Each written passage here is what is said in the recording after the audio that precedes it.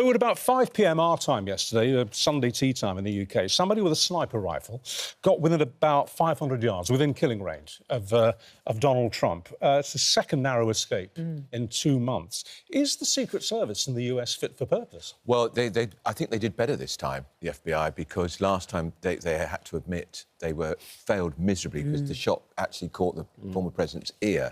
So, but shots were fired. But they got the gunman very quickly. I think the shots were by the Secret Service. Yeah. I think they did their job this time. Yeah. They saw the rifle sticking out of a hedge, stopped any attempt, and he's been arrested. But we've got to address... You've been very generous to the Secret Service. I mean, to actually allow somebody with an AK-47 scope rifle to get that close to get within killing range. They were clearing the holes, clearing the course, and they identified him. Now, I think it's very easy to attack them, and they clearly failed in the first one, but I think credit should go where it is due. But there's two questions. One, why are there so many attempts? This is the second. And then, secondly, the US has to tackle the gun culture. That someone can have an AK-47 or an AK-47 style assault rifle. Now, Trump himself defends the right to have these weapons. He did last time. So did Kamala Harris. Yeah, and it's ridiculous. Hang on, but just a minute. She made the just point go that back she to and her clearing the husband course. have both Surely got you guns. clear the course before the president starts his round of golf. You don't clear the course as he's actually playing. But you will, but then you will go back round. I mean, you could say you have an entire area a mile wide around a president that nobody can enter, but I suspect that is just impractical. Yeah, I mean, honestly, I don't play golf. No, but I think if I was on a golf course, I would feel pretty exposed. You're very exposed. It's a large area, and thank goodness for this Secret Service agent who his job was to stay one hole ahead of Trump on the golf course and to scan the perimeter and noticed the AK-47 rifle poking out of a hedge. But if that guy hadn't spotted it at that particular point... He'd be dead. He could be dead. He could be dead. And then what happens? Who would take over? Does Vance, his potential running mate, become the president of the Republican nomination? Sorry to be cynical about this, but does this actually give Trump a bit of a lift in terms of his profile? Trump seems to be the only person who thinks he won the debate last week with Kamala Harris, the only one. He said he's not doing another one because he did so badly. This will dominate the headlines for the rest of the week. Yeah. Yet again, Trump in the firing line. Takes us away from the cats and dogs stuff. It does, and he will then be able to appear, I'm not going to be bowed, I'm not going to be cowed by it. So the Trump campaign released this personal statement from President Trump, former president. Following the incident, he said there were gunshots in my vicinity, but before rumours start spiralling out of control, I wanted you to hear this first. And then in capitals, I am safe and well. Nothing will slow me down. I will, capitals, never surrender. I will always love you for supporting me. I mean, defiance, you know, it reminds you of 2 months ago, he had his fist in the air, fight, fight. His poll rating will rise because of this. Yeah. And he told a supporter, Sean Hannity, a former broadcaster, or he has his own online channel now, that, oh, God, I wanted to finish the hole. So he's presented as this heroic figure against the world. Now, the suspect is... We'll find out what exactly motivated him, but...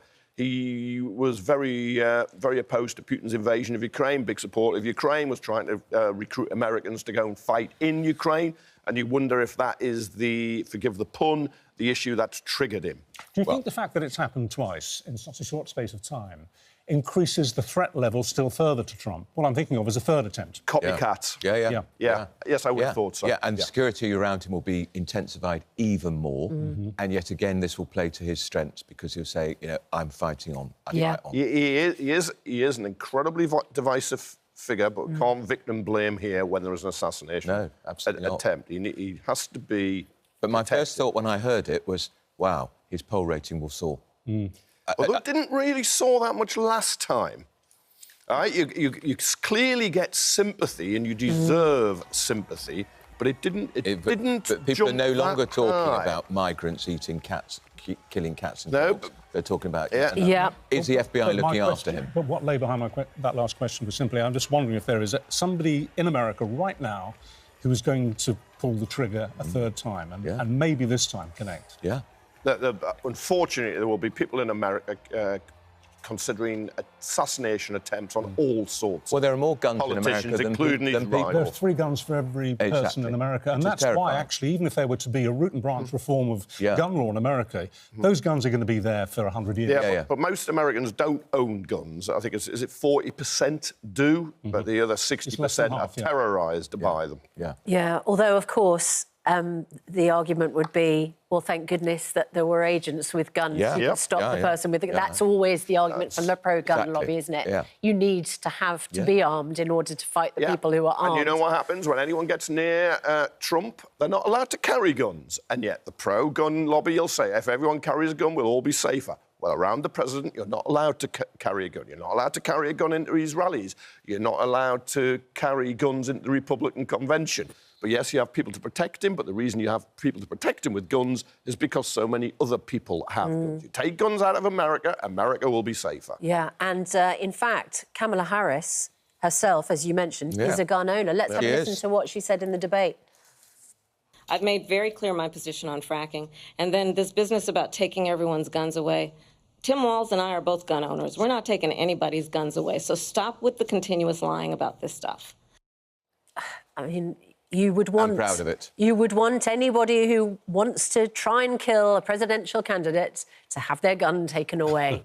But in America, that is not a popular argument. I know. And she's making a virtue of the fact she's a gun owner. Yeah, well, she would have been, as a prosecutor...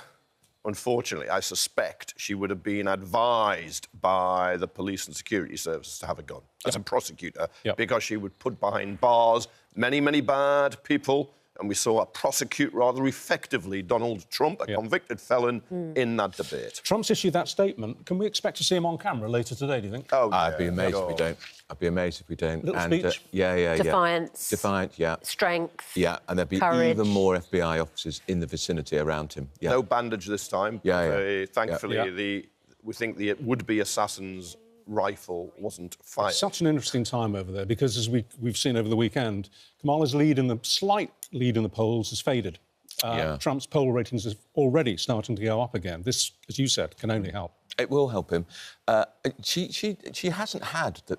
I mean, she's changed the debate in the sense that she's obviously more effective than Biden, but she hasn't really charged into the lead at all. And we have to remember, Trump won last time in about 4 states, and that's still going to be the same again. The Electoral College have this curious system in America.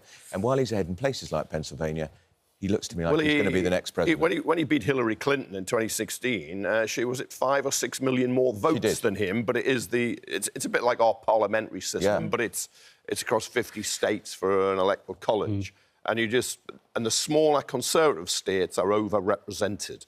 So they won't vote for her. his heartland will. It's kind of the system skewed towards him. You made reference to the rather ridiculed statement he made about immigrants from Haiti in Springfield, Ohio. This is because immigration is a massive issue in the American election. Let's have a listen to him again, talking about his accusations about the Haitian community in Springfield. I mean, it's, totally undermined, utterly ridiculous claim. Immigration, though, massive issue. And it should be taken extremely seriously. And she was put in charge of it, Kamala Harris, by President Biden, and has not secured the borders. We think we've got a problem crossing the channel here. Hundreds of thousands of people, particularly coming in from Mexico and other countries. It is a serious issue. But I also imagine it doesn't help by the ridiculous comments like that, because it whips up even more hatred and fear among people. I was going to say, I think it probably has led to a pretty unpleasant backlash in Springfield, Ohio. They say the cars of Haitian migrants, I don't know how many, have been attacked. But it hasn't damaged Trump's standing. I mean, it has in this country, and those who dislike him anyway have laughed at him, were laughing at him for saying it. But it hasn't affected his status in the polls at all. Because people think it's true, what he said. They're prepared to hope that it's true. Which is outrageous, because it's an absolutely awful, awful thing to say, and completely untrue. But migration back here, huge. And in fact, so big, the Prime Minister is meeting with Italy's leader, Giorgia Meloni, in Rome. He's going to take, apparently, inspiration from Italy's approach to immigration. Now, as far as I can tell, Italy has done a third-party deal on migration where they send asylum seekers to Albania. Yeah, but that's not why numbers have fallen. Numbers have fallen because they've fallen by... Well, the migrant crossings have reduced as a result, apparently, by 62%. Yeah, from about 140 to 40, but that's because they've spent a fortune with Libya and Tunisia to stop the sailings, just as the UK has with France. The scheme with Albania for processing, it was one-way tickets to Rwanda being dumped there. It's about 3,000 people. So how much sounds very similar to me. It will be no. So how many people will be? It hasn't started yet. I think it starts in the autumn. It's broadly the same as Rwanda. In principle, it's basically sending them to... But I don't think it's begun yet. Yeah, but it's very similar. And the Prime Minister is going to learn from the Italian Prime Minister, by the way, who's related to Mussolini. She's on the far right of the politics, related to Mussolini. And, of course, if the government had even tried the Rwanda scheme here, perhaps we wouldn't have had 8 people dying this weekend in another channel... Another small boat sank this weekend with 8 people dying, 12 a few weeks ago. We could have tried the Rwanda scheme. The money had been spent. The plane could have gone up in the air. They could have tried it, but he wouldn't because he made a decision. In week 1, we're not doing it. So we've got no response whatsoever to these small boats crossing the channel and these terrible risks. You can't just keep shouting Rwanda. Now, I just did. There is a split in the UK government, in Starmer's government on here, because David Lammy, the Foreign Secretary, flew the flag. I suspect it'll be hoisted down later. But the Home Office, Yvette Cooper, Home Secretary, said we're not looking at this. So there is a dispute. Well, the Home Office say they aren't. David Lammy, let's see. Quoted in the morning papers today as saying that nobody should leap to conclusions about this. He, quote, said it's very, very, very early days. But I thought, because we interviewed him about this before the election, that Labour had a plan ready to go when they won the election. And we're in day 75 now. We saw 8 more drownings. But they've smashed the gangs. They've announced today the former head of the police chiefs who's now going to be running the border operation. So they do have a plan. Now, do they? The problem with the... Still the boats come. Well, of course it is, because there's no simple answer. We've been over this. Rwanda was not that simple answer. Well, they didn't even try it. A snake oil salesman. Rwanda sounded like an outlandish plan. Okay, I don't think many people thought that was serious. It seems a strange place to send people. Why can we not do processing in France? Why can't we, rather than stopping them, rather than allowing them to get on the boats, why not process their claims in France? You're quite right, and we should.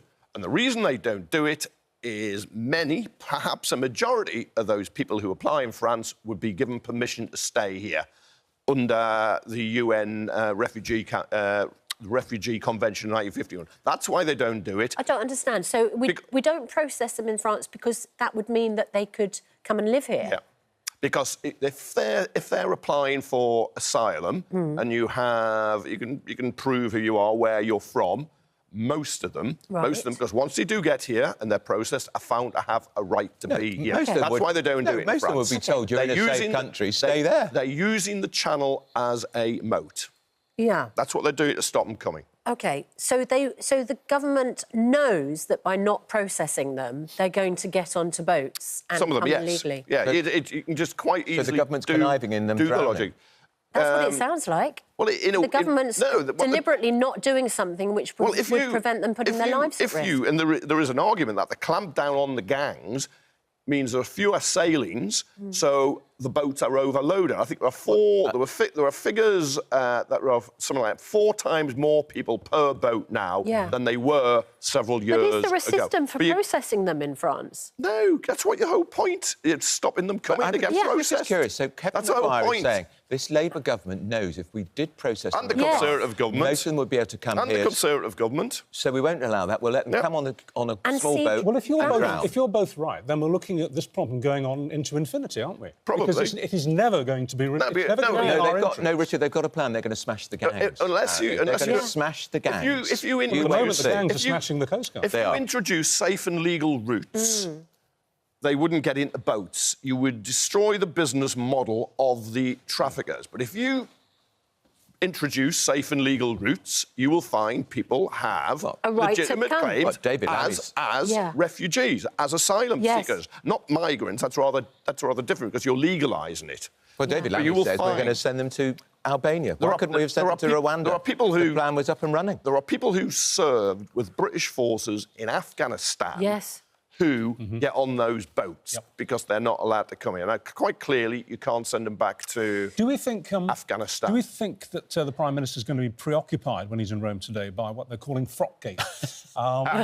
This accepting of quite lavish-sounding gifts, essentially, of clothes for his wife, glasses for himself, suits for himself. Why can't... And not declaring Why can't the Starmers buy their own The Starmers, clothes, as leader of the opposition, he was earning about £160,000 a year. His wife is an occupational therapist and they're earning about £50,000. As a couple, they're millionaires. They are. And they were taking... Yeah, they've got free. cash. She was taking free clothes and had a personal shopper from Lord Wahid Ali, who's worth about 220 million. Whoops, they forgot to declare it. There'll be... Whoops, how could you forget to declare it when you've already declared £20,000 of clothes for the Prime Minister? To be fair, they didn't forget. The number 10 have said that they were advised that they didn't need to. Then they double-checked. Richard, then they were told that they should, Richard, and they did. He's a lawyer. You absolutely know if you've taken free clothes for your missus, your wife, your partner, it has to be declared. It's nonsense. No, but what they say, realise. look, I think they're millionaires in terms... Doesn't matter if they're millionaires. In terms of property and pension pots, not cash. I doubt they've got £1 million in the bank to spend. Surely they can afford to buy a pair of spectacles and a suit and a dress. Can't you buy her own dress? No, I think it looks terrible. I absolutely... If you're going to restore trust in politics, you're not going to do it this way. You take away the pension from very poor pensioners. You can't lose their winter heating allowance. Well, they'll be wearing their shabby coats in the winter. He takes £5,000 for his wife. OK, well, hang on, Andrew. Sorry, you're conflating two things here. Well, he is, of course he is. It's not taxpayers' money that is paying for his wife's clothes. He's taking £5,000 It is a donation at the time for his wife. They're a wealthy couple. But are you suggesting that money should be paid for by taxpayers? I think... How should she be paid? Just out of their own personal allowance? Because they earn plenty of money, but they should declare it in a transparent and open way. And he didn't. Look, hang on, he declared his... Look, I'll criticise him for taking it, but he did declare it properly. They say they were advised they didn't have to declare hers. Right. When they were advised on Tuesday that of last week, they had to declare it, they did declare it. So... Look, you can criticise them for taking it, but don't make it a bigger issue than it is. Did you not think the Prime Minister ought to know if he's taking free clothes for his wife from a Labour donor who's been given an all-access pass to number 10? It should have been declared. Of course he knew it had to be declared. Did Boris Johnson... No, it's not about Boris Johnson, Kevin. Your lot are in power. Own it, Kevin. Your lot are in power, and this is how they're behaving. Yeah, but you are double-dealing, double standards yet again. That's what you're doing. It didn't take long. You're double standards. Do you There's think a word the for Starmers will that. continue after this to accept free clothes? I wouldn't have thought so. I suspect not, because it looks gross, but grotesque. In the week they pushed through that vote to take the winter fuel allowance off poorer pensioners. The thing is, look, I'm as furious as anyone about taking away the winter fuel allowance. I just think that the £5,000 from a donor is a different issue because it's not taxpayers' money. But it should have been declared If it had been taxpayer, if they were arguing that there should be a budget for the Prime Minister and his wife that was paid for by the taxpayer, I think that you could compare the two things. Susanna, you're right, but I think that's, with respect to a technical argument, it's about perception, isn't it? It's about the way it looks. Here you've got a wealthy couple accepting free, expensive clothes, and you've got pensioners shivering in second-hand cardigans. I mean, it's just about perception. But except that I political think... perception. So if he paid for them himself, would you also say that was outrageous? But Susanna is right? And you're right as well. And I'm not... Look, you're right that I think it looks terrible.